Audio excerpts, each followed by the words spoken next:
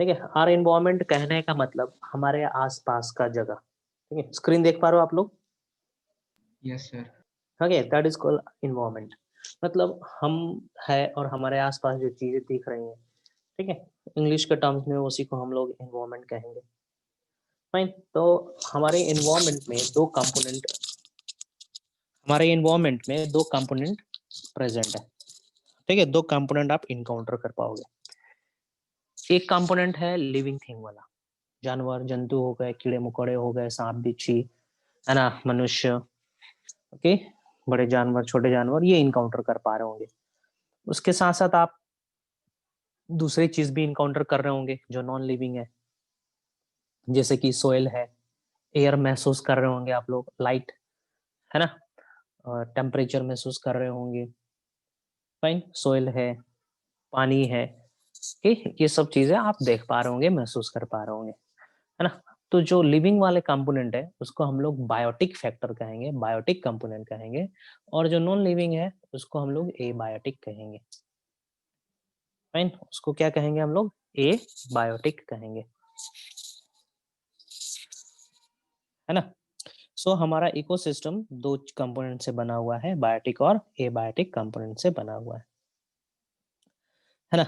और एबायोटिक और biotic component के बीच में कंटिन्यूअस इंटरेक्शन होते रहता है। फाइन, कंटिन्यूअस इंटरेक्शन होते रहता है for their cycle, for their existence, है ना। ऐसा नहीं है कि जो एबायोटिक कंपोनेंट है वो अकेले रह सकता है इस पृथ्वी पे स्टेबल कंडीशन में, नहीं। उसको स्टेबल बनाने के लिए बायोटिक कंपोनेंट्स की आवश्यकता पड़ती है। Fine. At the same time biotic component भी अकेले नहीं रह सकता, anyhow it need the help of another component. जैसे कि for example we are human being, we need food. हाँ, तो फूड हमें कहाँ से मिलता है? पौधों से मिलता है, प्लांट से मिलता है। राइट। तो प्लांट कहाँ से फूड बना पाते हैं? ठीक है, plant they use the abiotic components, they use carbon dioxide, abiotic component है। दे यूज मिनरल, सॉइल से आता है, पानी इस्तेमाल करते हैं वो सब, है ना। In end they need light also. इन सभी चीजों को कन्वर्ट कर देते हैं कार्बोहाइड्रेट में, फाइन, बायोमास में कन्वर्ट करते हैं। वही बायोमास हम कंज्यूम करते हैं। Fine. And at the same time we releases the respective elements. ठीक है, जितने भी एलिमेंट्स हम कंज्यूम किए हुए रहते हैं एबायोटिक कंपोनेंट के, वो फिर से हम दोबारा गिव बैक कर देते हैं, दे देते हैं वापस हम लोग नेचर को। जब मरते हैं कीड़े, जब कोई भी लिविंग थिंग मरता है तो वो डिग्रेड हो जाता है। डिग्रेड होने के बाद ये कन्वर्ट हो जाता है गैसेस में, रिस्पेक्टिव एलिमेंट्स में, है ना। तो एक प्रकार का साइकिल चलते रहता है, न्यूट्रिएंट की साइकिल चलती रहती है, लिविंग बीइंग का भी साइकिल चलते रहता है, और दोनों एक दूसरे को हमेशा मदद करते रहते हैं। फाइन। ओके, चलिए आगे बढ़ रहे हैं हम लोग। ओके, एक छोटा सा टास्क करेंगे, ये 15.1 ecosystem, what are its component, ये लिखा हुआ है ना, इसको एक बार पढ़ेंगे आप लोग। All organism such as plant से लेके इकोसिस्टम तक। And let me know once you are done with this.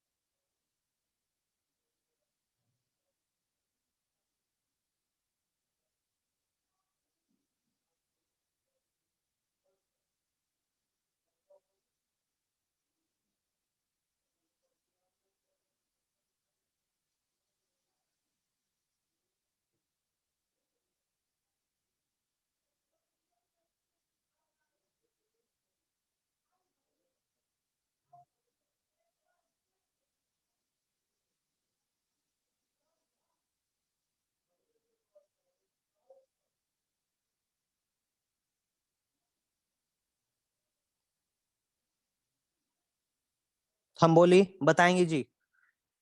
Yes sir. ये वाला पैराग्राफ हो जाएगा तो बताएंगे, हम आगे बढ़ेंगे। ठीक है सर। आसान है, बहुत ही आसान है, लिटरेचर है, फाइन।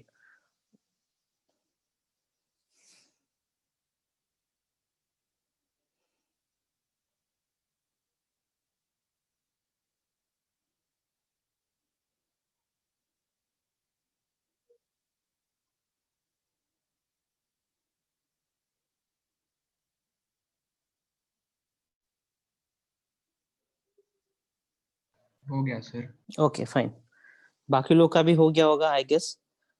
ठीक है, और ये पढ़ो, इमेजिन द, एक और हाँ, कुछ आर्टिफिशियल इकोसिस्टम के बारे में जिक्र करा गया है। वो इकोसिस्टम जो हम लोग बनाते हैं, जैसे कि एग्रीकल्चर लैंड हो गया, एग्रीकल्चर फील्ड हो गया, है ना, उसको हम लोग आर्टिफिशियल इकोसिस्टम कहेंगे। हमारा गार्डन हो जाएगा, पार्क हो जाएंगे, एक्वेरियम हो जाएगा, आर्टिफिशियल इकोसिस्टम है ये। मैन मेड इकोसिस्टम कहते हैं इस सबको। ठीक है, और वही सब जो मैंने बताया, बायोटिक और बायोटिक कंपोनेंट आपस में इंटरेक्ट करते हैं, है ना, और एक दूसरे को संपूर्ण करने में, कंप्लीट करने में मदद करते हैं। ठीक है, प्लांट वाला मैंने एग्जांपल दिया था, वो भी मेंशन है इस पैराग्राफ में। खत्म करेंगे जरा इस पैराग्राफ को भी, जो टॉपिक, जो पॉइंट समझ में नहीं आएगा वो हमसे पूछेंगे।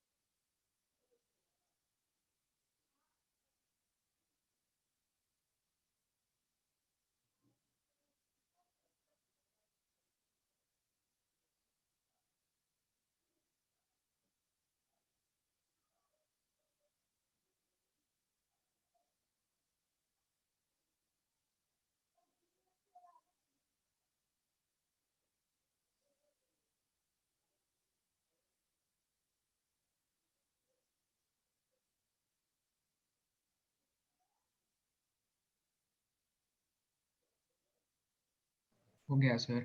ओके फाइन, कोई डाउट, कोई ऐसा पैराग्राफ, कोई ऐसा वर्ड, टर्म समझ में ना आया हो? नहीं सर, अभी तो ये सिंपल सब टॉपिक है। Okay, fine, fine. ठीक है. Now I'm moving towards the another topic, that is food chain and food web. Diagram देख के कुछ बता सकते हो फूड चेन और फूड वेब के बारे में?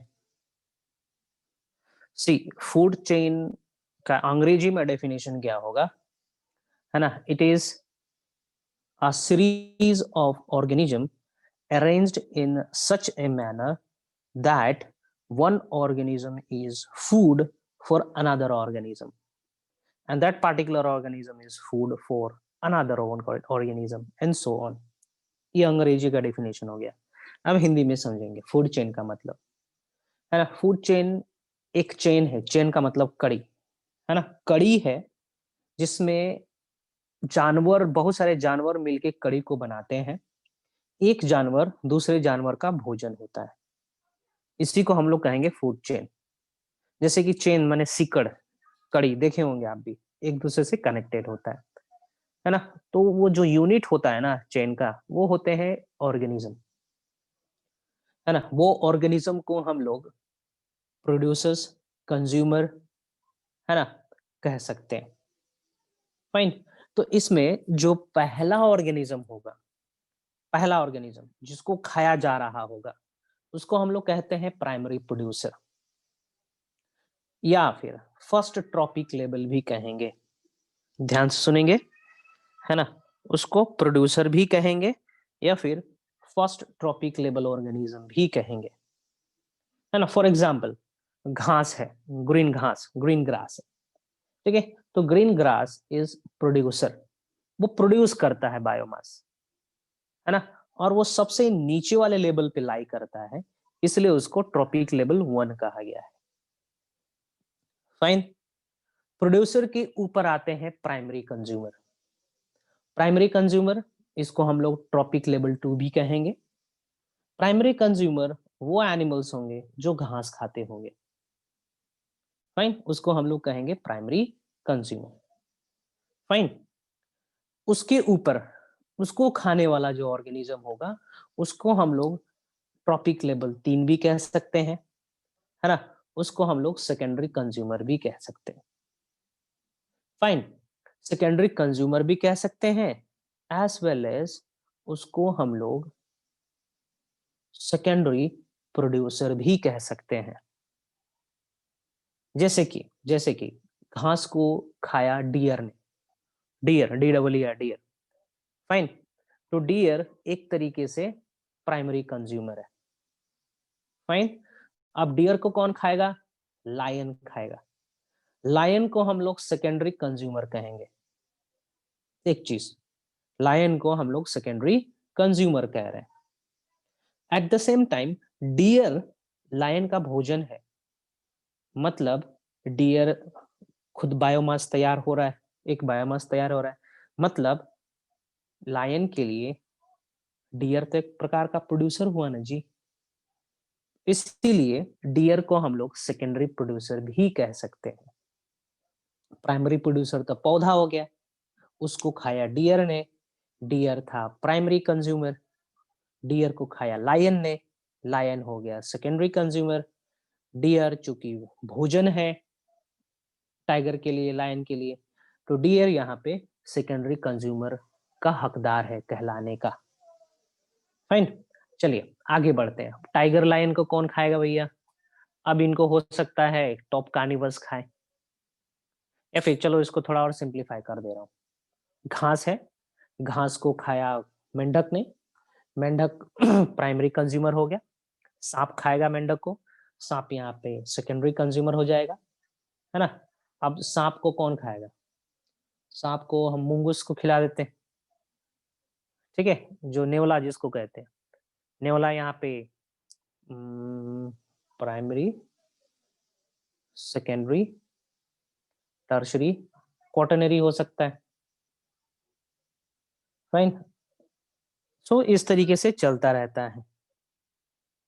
फाइन। जैसे कि कुछ एग्जांपल दिया हुआ है यहाँ पे। हाँ, घास देखो, घास को खाया इस कीड़े ने, ये प्राइमरी कंज्यूमर हो गया, मेंढक सेकेंडरी कंज्यूमर हो गया, सांप टर्शरी कंज्यूमर हो गया, और ईगल क्वाटरनरी कंज्यूमर हो गया, है ना। यहाँ पे पौधे को हम लोग ट्रॉपिक लेवल 1 पे रखेंगे, ग्रास ऊपर को ट्रॉपिक लेवल 2 में, फिर मेंढक को ट्रॉपिक लेवल 3, सांप को ट्रॉपिक लेवल 4 और वल्चर को ट्रॉपिक लेवल 5 पे रखेंगे। फाइन। तो इस तरीके से होता है। फाइन।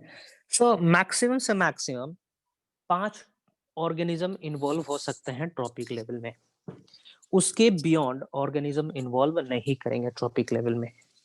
रीजन ये है कि जैसे जैसे हम लोग ट्रॉपिक लेवल पे बढ़ेंगे, है ना, एनर्जी घटने लगता है ना, एनर्जी कंटेंट रिड्यूस होने लगता है।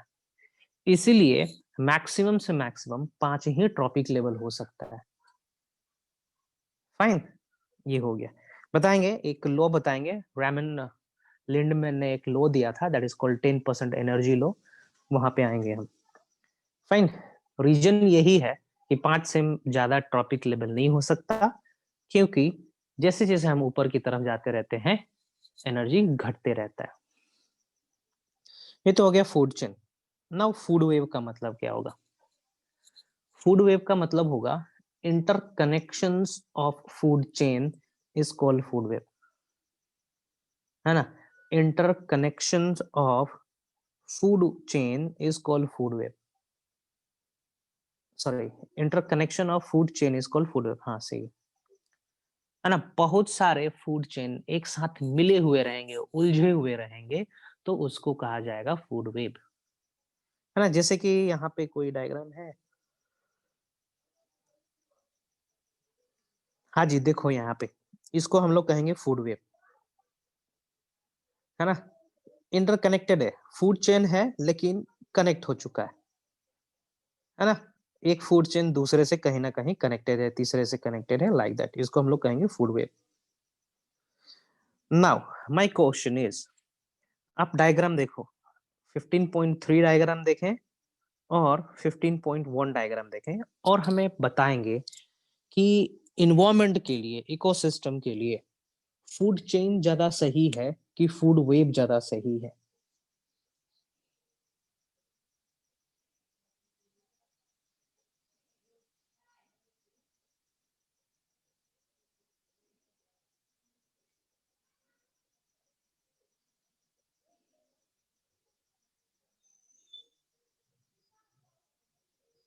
Hello, sir food web.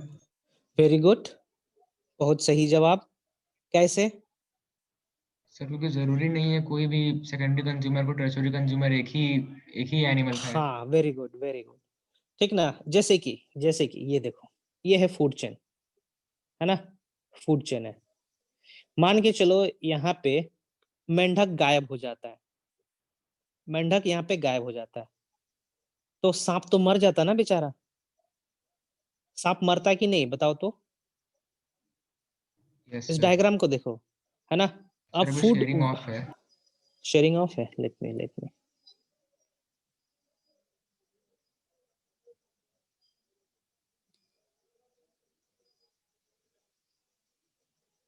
Okay, दिख रहा है आप स्क्रीन?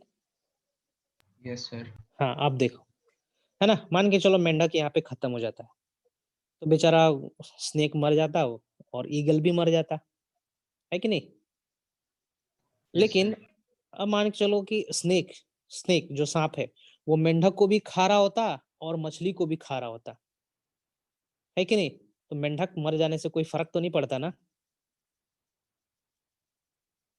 इन दैट केस सांप तो मछली खा के भी जीवित रह जाता। ठीक है, सेम डायग्राम यहाँ पे है, देखो सेम डायग्राम यहाँ पर है, देखेंगे सांप को, देखेंगे जरा, सांप को देखेंगे, बीच में सांप प्रेजेंट है, दिखा सांप? Yes sir. 15.3 डायग्राम में देखें, सांप देखें। अब मान चलो मेंढक खत्म हो जाता है यदि, तो सांप क्या क्या खा के रह सकता है? डायग्राम देख के बताएंगे जरा, किसको खा के जीवित रह सकता है जी? स्पैरो को, सर मैं।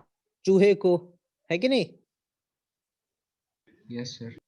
This is the benefit of food web, है ना? If any of the organism vanishes from planet earth in food chain, है ना?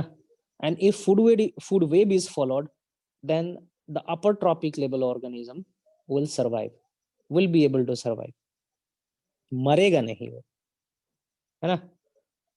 Okay, the carnivores or the consumer will have another option, है कि नहीं? ये हम बोली बताएंगे, कंज्यूमर के पास दूसरा ऑप्शन भी रहेगा ना खाने के लिए। Yes sir. Yes, this is the benefit of food web. Fine, चलिए आगे बढ़ते हैं, यही सब चीज लिखा हुआ है, चलो यहाँ से मैं आप लोगों को समय दे रहा हूँ पढ़ने के लिए। हाँ, 10% एनर्जी लॉ में बता दे रहा हूँ यहाँ पे क्या हो रहा है। सी, सूर्य का जितना भी एनर्जी है उसका 1% ही पौधा इस्तेमाल करता है फोटोसिंथेसिस के लिए, बायोमास के लिए, है ना? तो पौधे ने बायोमास बना लिया, फाइन। अब उस पौधे का टोटल एनर्जी का सिर्फ 10% ही एनर्जी मूव कर पाता है प्राइमरी प्रोड्यूसर्स के पास, सॉरी प्राइमरी कंज्यूमर के पास। सेकेंड ट्रॉपिक लेवल के पास सिर्फ 10% ही एनर्जी पहुंच पाता है। फाइन। अब उससे ऊपर वाला जो होगा उसमें भी पहले वाले का सिर्फ 10% ही एनर्जी जाएगा, और उससे ऊपर वाले में पहले वाले का 10% ही एनर्जी जाएगा। चलिए एक एग्जांपल दे रहे हैं। फॉर एग्जांपल, पौधे के पास, प्लांट के पास 1000 जूल्स एनर्जी स्टोर्ड है। स्क्रीन देख पा रहे हो कि नहीं? Yes sir.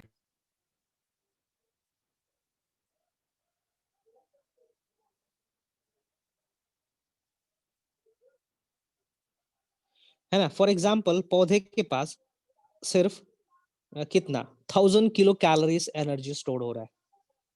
फाइन, है ना? तो प्राइमरी कंज्यूमर के पास कितना जाएगा जी अकॉर्डिंग टू 10% लो? 1000 का 10% कितना होगा? Sir 100 kilo okay, calories. Only 100 kilo calories. अब उसके ऊपर ट्रॉपिक लेवल पे कितना जाएगा? 100 का 10% है कि नहीं? Only 10 kilo yes calorie. Sir. Secondary consumer के पास सिर्फ 10 किलो कैलोरी एनर्जी पहुंचा। इसके ऊपर वाले के पास कितना पहुंचेगा जी? टर्शरी कंज्यूमर के पास sir 1 kilo calorie. 1 kilo calorie. What about quaternary consumer? 0.1। 0.1। तो ऊपर की ओर जैसे ही हम बढ़ते जा रहे हैं एनर्जी घटता जा रहा है ना? घट रहा है कि नहीं घट रहा है एनर्जी? यस सर, घट रहा है। यस। तो जैसे जितना ऊपर जाएंगे उतना कम एनर्जी, तो कम एनर्जी में तो ऑर्गेनिज्म सरवाइव नहीं करेगा। इसीलिए लिमिटेड ट्रॉपिक लेवल्स एग्जिस्ट करते हैं नेचर में। Now you got the concept? Yes समझ सर। में आया ये? यस। इसको हम लोग कहते हैं 10% energy law, and this 10% energy law was given by Raymond Lindeman. है ना? क्वेश्चन ये आता है, ठीक है ना? क्वेश्चन ये आता है कि प्राइमरी प्रोड्यूसर्स के पास 1 लाख किलो कैलोरी या फिर 1 लाख यूनिट एनर्जी है ना? तो क्वार्टनरी ट्रॉपिक लेवल पे कितना एनर्जी पहुंचेगा या फिर कितना एनर्जी बचेगा, है ना? तो इस तरीके के क्वेश्चंस ओलंपियाड्स वगैरह में पूछे जाते हैं।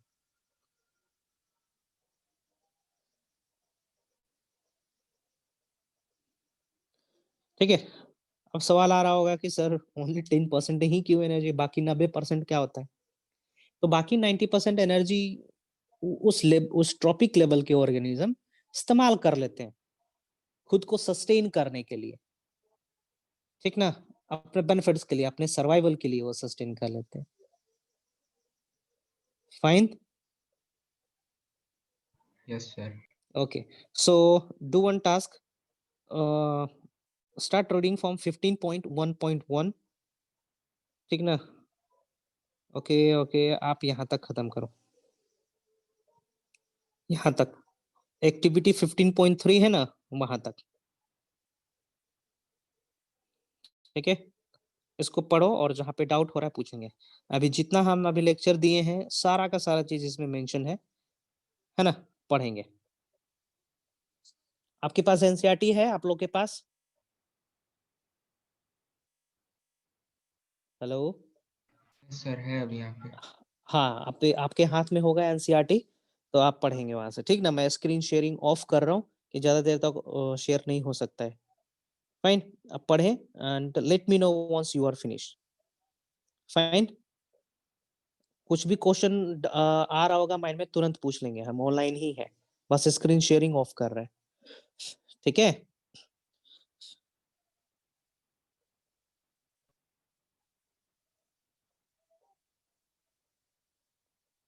ठीक है, you are free to ask any word, any terms, meaning, कुछ भी पैराग्राफ ना समझ में आ रहा हो तो पूछेंगे, हम लाइन पे ही हैं।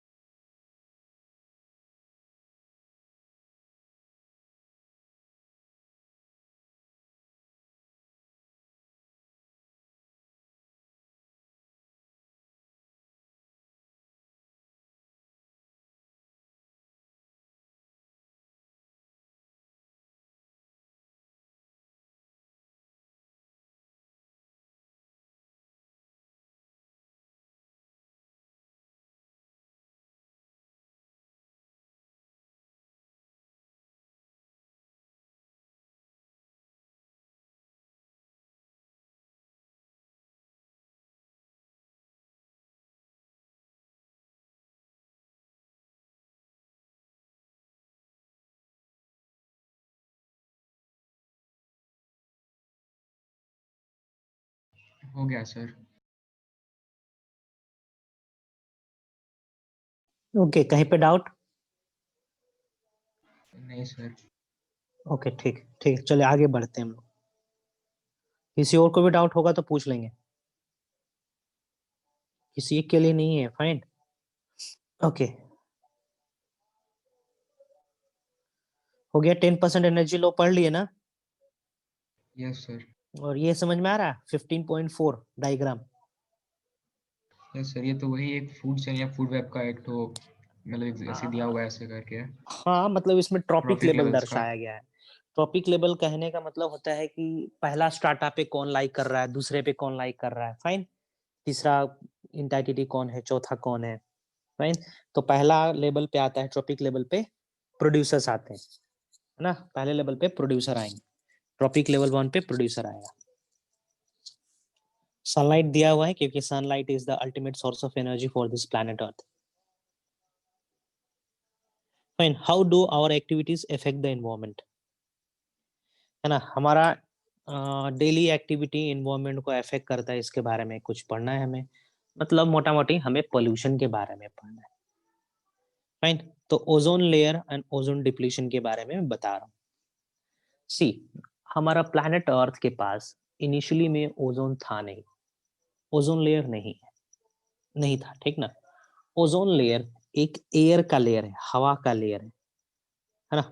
Ozone layer has the tendency to capture harmful radiation coming from sun, है ना। सन के पास बहुत ही हार्मफुल रेडिएशंस होते हैं जो पृथ्वी पे आता है ना। तो उन रेडिएशंस में से हार्मफुल रेडिएशंस को फिल्टर करके पृथ्वी पे लाया जाता है ना।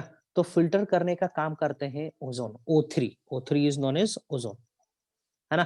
तो पृथ्वी पे O3 था नहीं पहले, ये O3 बाद में बना है।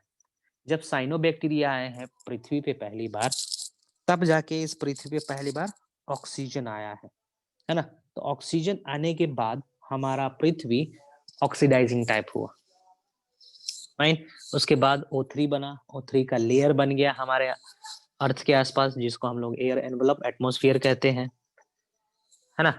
ओजोन कहते हैं, ओजोन एक स्पेशल लेयर है ना।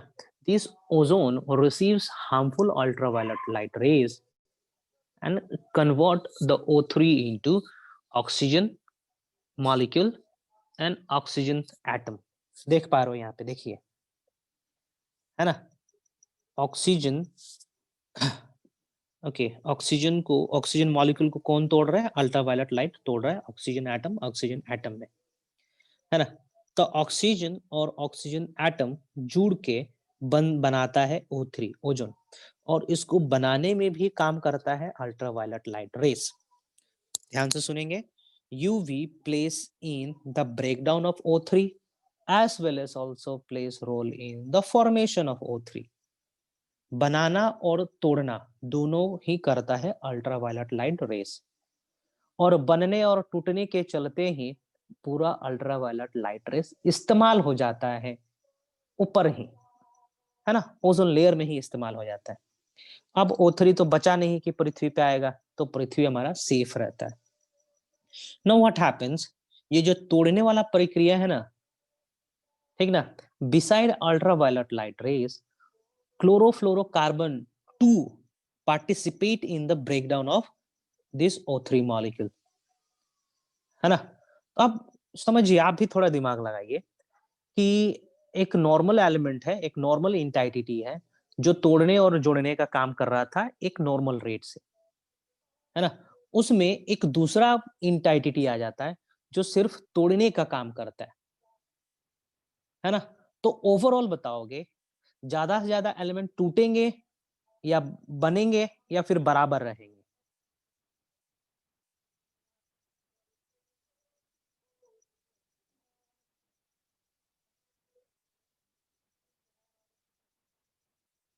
Hello. Yes sir. Overall O3 का अमाउंट घटेगा या बढ़ेगा? तोड़ने वाला एक और इंटाइटिटी आ जा रहा है, दैट इज क्लोरोफ्लोरोकार्बन, है ना। यूवी रेस तो तोड़ भी रहा था नॉर्मल रेट से और जोड़ भी रहा था, जितना तोड़ रहा था उतना जोड़ रहा था। लेकिन एक और आ गया बीच में बंदा जो सिर्फ तोड़ने का काम करता तो अब बताओ क्या होगा? ओवरऑल O3 का कंसंट्रेशन बढ़ेगा, घटेगा या बराबर रहेगा? घटना शुरू कर देगा। हाँ, हाँ, टूटना शुरू होगा, ज़्यादा टूटेगा, है ना? ज़्यादा टूटने के चलते O3 लेयर घट चुका है। कहीं-कहीं पे बहुत ज़्यादा ही घट चुका है, जिसको हम लोग कहते हैं ओज़ोन होल। ठीक है? उसको ओज़ोन होल कहते हैं हम लोग। और ओज़ोन होल एक ऐसे एरिया है जहाँ से अल्ट्रावायलेट लाइट रेज़ आता है पृथ्वी पे, है ना? And that harms the living system. Living system को भी हार्म करता है और नॉन लिविंग सिस्टम को भी हार्म पहुँचाता है ना?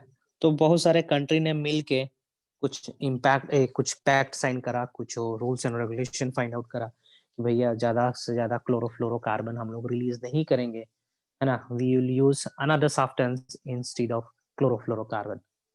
क्लोरोफ्लोरोकार्बन एयर कंडीशंस और रेफ्रिजरेटर वगैरह से निकलता है। फाइन। सो यहाँ से यहाँ तक पढ़ेंगे। 15.2.1 से लेके यहाँ तक एक्टिविटी 15.4 के ऊपर तक पढ़ के खत्म करोगे और हो जाएगा तो बताएंगे।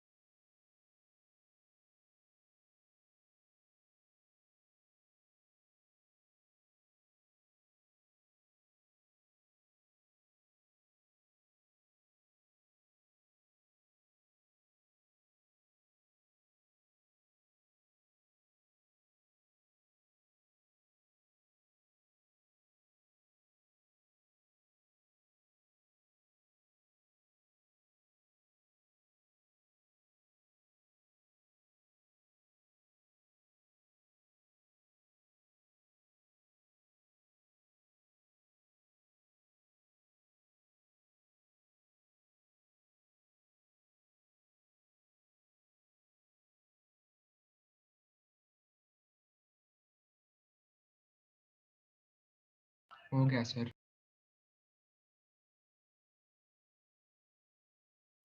ठीक है, आगे बढ़े।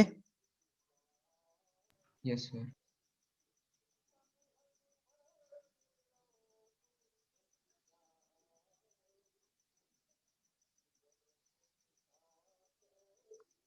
Okay, now managing the garbage we produce. Okay, हम लोग जो गार्बेज प्रोड्यूस करते हैं उसको मैनेज करने का मतलब होता है कि उसका डिस्पोजल कर देना, उसको इस तरीके से फेंकना जिसके चलते एनवायरनमेंट पे कोई इम्पैक्ट ना पड़े, है ना? That is called management, waste management. तो कुछ कुछ तरीके हैं वेस्ट को मैनेज करने के लिए, जैसे कि कुछ वेस्ट को हम रीयूज कर सकते हैं। प्लास्टिक बॉटल्स है, प्लास्टिक कंटेनर्स है, उसको हम यूज कर सकते हैं घरों में, है ना? कुछ मटेरियल्स को रखने के लिए इस्तेमाल किया जा सकता है। फाइन, स्टोर करने के लिए कुछ चीज को रखा जा सकता है। ओके, और जो प्लास्टिक्स है उसको रिसाइकल के लिए भेजा जा सकता है, जो अनयूज प्लास्टिक्स है। Instead of throwing in the gutter, instead of throwing in the dustbin, we can collect and we can sell that plastic to the kabadi wala, है ना, बेच सकते हैं। वो फिर चले जाएगा फैक्ट्री में, उसको रिसाइकिल करके फिर से रिकास्ट करके नया मटेरियल बना देगा, हमें फेंकना नहीं है इसे, है ना। तो यही दो तरीका है। एक तरीका और है कि हम यूज ही ना करें ऐसे मटेरियल का जो नॉन बायोडिग्रेडेबल हो। जो बायोडिग्रेडेबल है, वेजिटेबल वेस्ट, किचन वेस्ट, है ना, वॉशरूम वेस्ट, केमिकल वेस्ट, इन सभी को हम लोग रीयूज कर सकते हैं। सड़ा गला के फिर से सोइल में कन्वर्ट करवाया जा सकता है। फाइन। एग्रीकल्चर वेस्ट है, उसको हम लोग सोइल में कन्वर्ट कर सकते हैं। पानी है, गंदा पानी है ना, तो इसको हम लोग ट्रीट करके नदी नाले में छोड़ सकते हैं ताकि मछलियां ना मरे। इवन हम यूज भी कर सकते हैं गंदे पानी को साफ करके, किया जाता है बहुत सारे जगहों पे। फाइन। और क्या क्या किया जा सकता है, केमिकल्स वगैरह जो फैक्ट्री से रिलीज होते हैं, लेबोरेटरी से, स्कूल से, कॉलेजेस से, हॉस्पिटल से, उन सभी को न्यूट्रलाइज करके फेंकना चाहिए ताकि दूसरे माइक्रो ऑर्गेनिज्म हार्म ना हो। फाइन। ट्रिपल आर के बारे में भी जिक्र किया गया होगा यहाँ पे, ठीक ना। आर फॉर रियूज, रिड्यूस, है ना। और क्या होता है एक आर का मतलब, रिड्यूस, रियूज,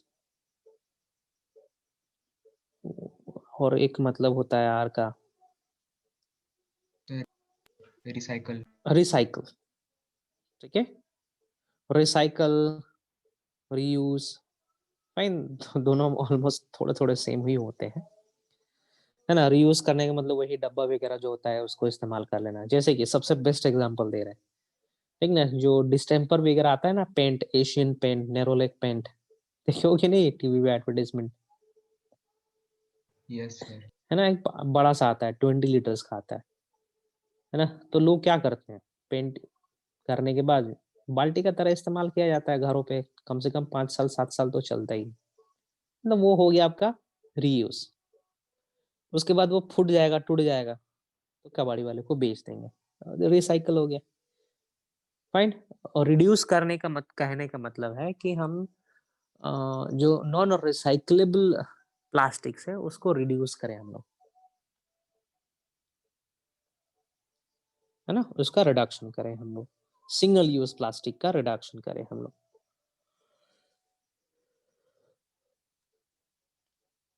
फाइन। हाँ, और भी बहुत सारे गवर्नमेंट ने तरीका निकाला था है, लेकिन हम लोग फॉलो ही नहीं करते हैं ढंग से, तो इम्प्लीमेंट नहीं हो पाता है। कहा जाता है प्लास्टिक बैग्स यूज ना करो, घर से मार्केट जाते समय थैला इस्तेमाल करो, नहीं समझते हैं। तो हम ही लोग सुधरने के लिए तैयार नहीं है। सुधरना वाला शब्द ही नहीं आना चाहिए यहाँ पे, सुधरने वाली जिक्र बात ही नहीं आना चाहिए, क्योंकि प्लास्टिक एक हमारे लाइफ का पार्ट बन चुका है ना। उसको इतना हम लोग इस्तेमाल कर चुके हैं, हमारे लिए इतना फ्रेंडली हो चुका है कि उसका अल्टरनेट हमारे पास नहीं मिल पा रहा है ना। दैट इज पोर्टेबल, है ना, आसान है उस चीज का इस्तेमाल करना, हमारा डेली लाइफ के लिए वो इम्पोर्टेंट बन चुका है। ठीक है, उसको हम लोग रहने देते हैं, उसको डिस्पोज करने का तरीका हमें ढूंढना चाहिए, है ना, उसको मैनेज करने का तरीका हमें ढूंढना चाहिए।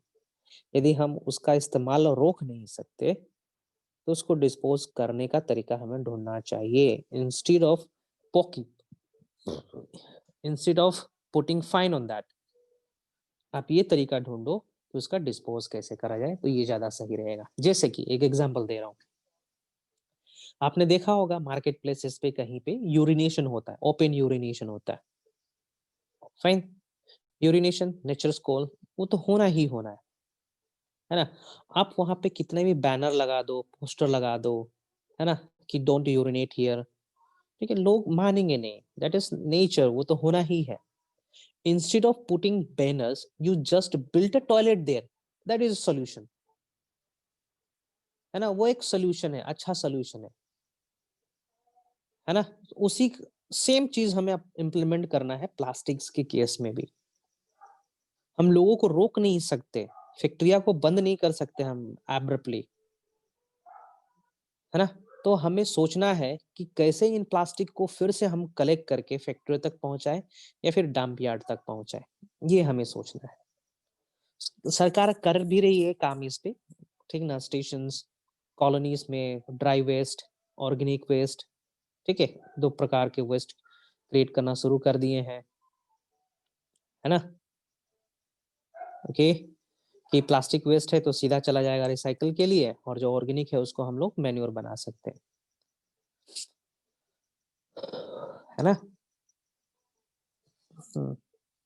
सो यही चीज है, ठीक है। आपको और एक टास्क करना होगा, इसके आगे पढ़ना होगा आपको फिर से।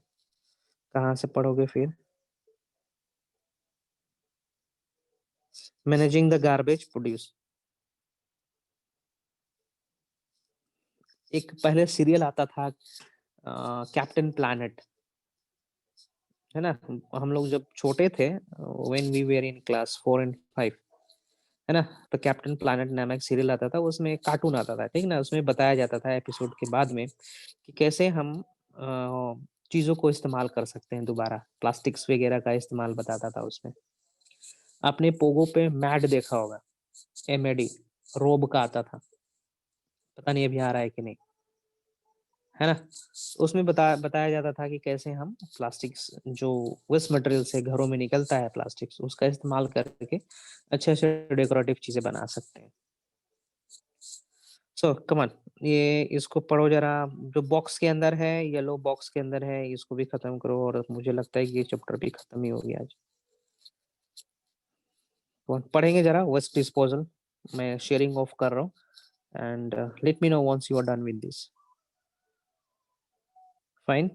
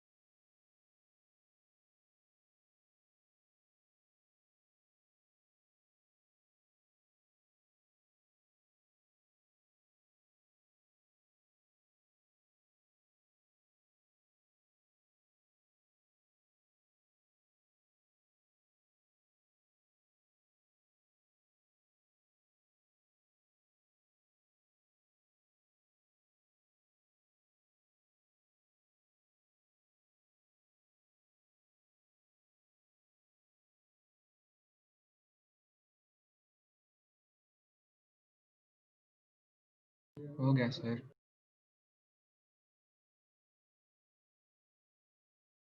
Okay, fine fine.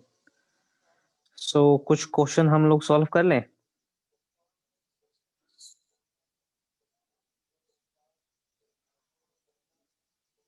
ये चैप्टर भी ऑलमोस्ट डन, ऑलमोस्ट क्या सब तो हो ही गया। क्वेश्चन सॉल्व कर लेते हैं, ठीक है, उसके बाद साइन अप कर लेंगे।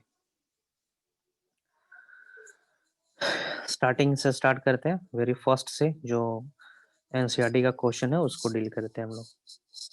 एक्टिविटी है ये, तो ये भी एक्टिविटी का पार्ट ही है। एक्टिविटी है, बीच में कहीं पे क्वेश्चन है तो बताएंगे। हाँ, यहाँ पे एक पहला क्वेश्चन है, what are trophic levels, give an example of food chain and state the different trophic लेबल इन इट। ठीक है, trophic levels are the arrangement of organism, है ना, बेस्ड ऑन देयर फूड, है ना। ट्रॉपिक लेबल is arrangement of organism based on their food. ठीक है, ये लिख सकते हो ट्रॉपिक लेबल का डेफिनेशन। फाइन, और इसको एलाबोरेट कर सकते हो। The first trophic label belongs to the primary producer, that is green plant. Second tropic label belongs to primary consumers, that is herbivores, है ना। Tertiary tropic label belongs to carnivores, that is secondary consumer। इस तरीके से लिख सकते हो। Next, give an example of a food chain and state the difference tropic label in it, है ना। फूड चेन का एग्जांपल दे दोगे, जैसे कि ये घास, बिच्छू, या फिर ये घास, कॉकरोच, या फिर ग्रास होपर, मेंढक, स्नेक एंड वल्चर। तो प्लांट को लिख दोगे प्राइमरी ट्रॉपिक लेबल, ग्रास होपर को सेकेंडरी ट्रॉपिक लेबल, मेंढक को टर्शरी, क्वाटरनरी, ना, इस तरीके से। फाइन, इस मेंशन करोगे plant is primary producer lying at first trophic label, grasshopper is lying at secondary tropic level and it is primary consumer। Fine, फिर बाद में मेंढक को बोलोगे कि ये तीसरा ट्रॉपिक लेवल है, दिस इज सेकेंडरी कंज्यूमर। सांप, ठीक ना, चौथा ट्रॉपिक लेवल है, that is primary secondary tertiary consumer. और सबसे ऊपर जो वल्चर दिख रहा है ना, टॉप कार्निवर है, 1 2 3 4 5, पांचवा ट्रॉपिक लेवल है, टॉप कार्निवर है, या फिर आप बोल सकते हो primary secondary tertiary quaternary consumer है, इस तरीके से। Next, what is the role of decomposers in ecosystem. ठीक है, they participate in the recycling of material, recycling of organic material. ठीक ना, in recycling process they participate. Fine, चलिए हो जाएगा हो जाएगा। Why are some substances biodegradable and some non-biodegradable, है ना। सो कुछ सब्सटेंसेस बायोडिग्रेडेबल होते हैं, कहने का मतलब वो सिंपल एलिमेंट से बने होंगे, ऑर्गेनिक एलिमेंट से बने हैं, है ना, जिसकी बॉन्ड को तोड़ना आसान होता है। ध्यान से सुनेंगे, बायोडिग्रेडेबल मटेरियल्स वो होंगे जिनको तोड़ना आसान है, जिसको एंजाइम से डिग्रेड किया जा सकता है, तोड़ा जा सकता है ना, उसको बायोडिग्रेडेबल सब्सटेंसेस प्रोनाउंस करेंगे। व्हाइल नॉन बायोडिग्रेडेबल सब्सटेंसेस वो होते हैं, फाइन, जो कि एंजाइम्स द्वारा टूटते नहीं है आसानी से, है ना। कोई बैक्टीरिया नहीं है, कोई सब्सटेंस केमिकल नहीं है इस पृथ्वी पे जो उसको तोड़ सके आसानी से, है ना। So biodegradable and non biodegradable is categorised on the basis of how easily they are degraded.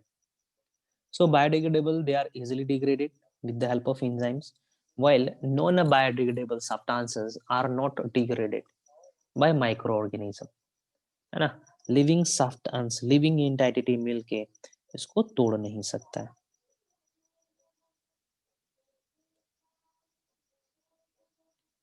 ठीक है,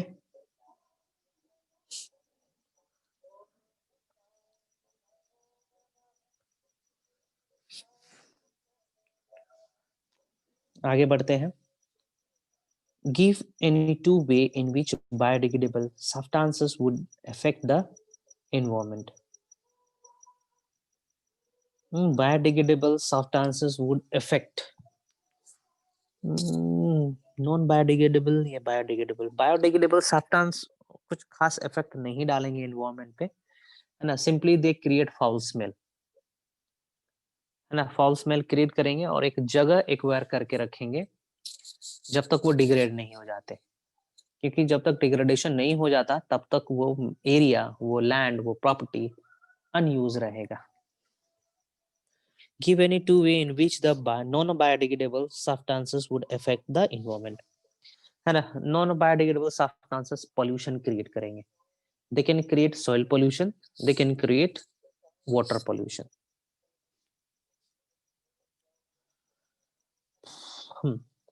What is ozone and how does it affect an ecosystem, है ना. ओजोन, है ना.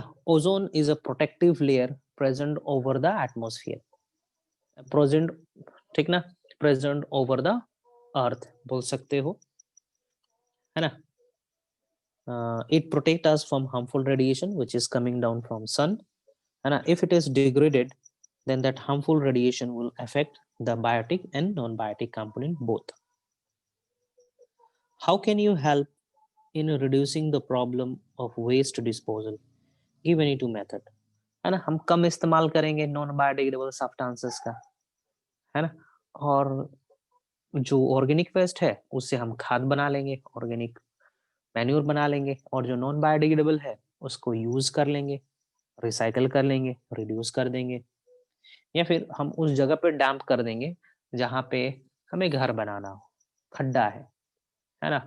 तो उसको हम लेबलिंग में इस्तेमाल कर सकते हैं, लैंड फिलिंग में इस्तेमाल किया जा सकता है उन सभी चीजों का.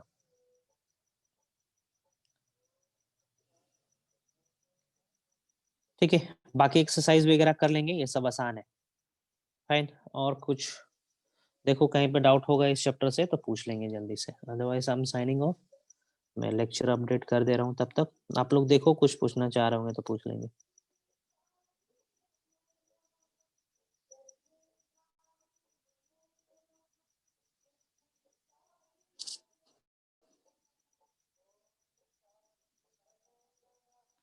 कल हम लोग क्या पढ़े थे? Yesterday it was 3rd of November ना. देखो फाइंड आउट करो, क्वेश्चन फाइंड आउट करो, कहीं पे डाउट है तो पूछेंगे.